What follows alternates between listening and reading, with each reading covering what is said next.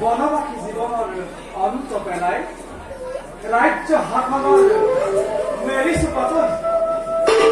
নাযায় ভাগ্য চিৰপূজ্য পিতৃদেৱৰ দৰে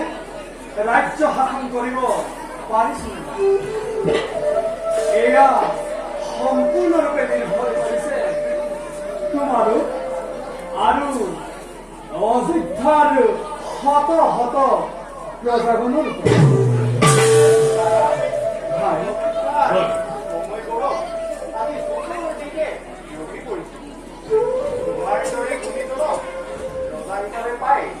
ধন্য আজি অযোধ্যাৰ প্ৰজাগণ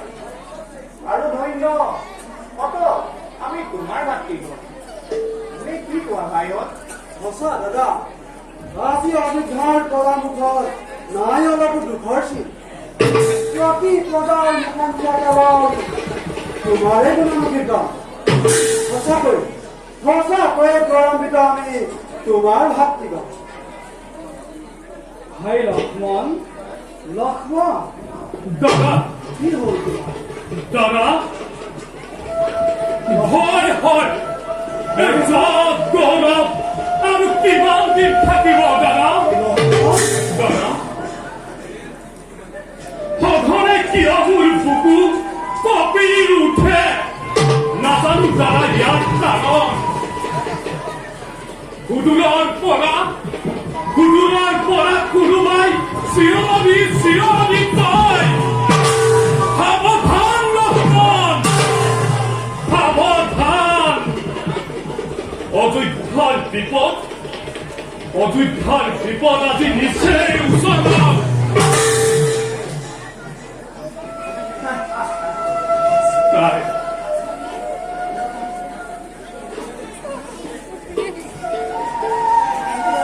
কিবা হেতু সাৱধান হ'ব লাগে এই অযোধ্যাৰ ৰাজ্যত কিবা হেতু সাৱধান হ'ব লাগে এই ভাগুৰ লক্ষ্মণৰ দাদা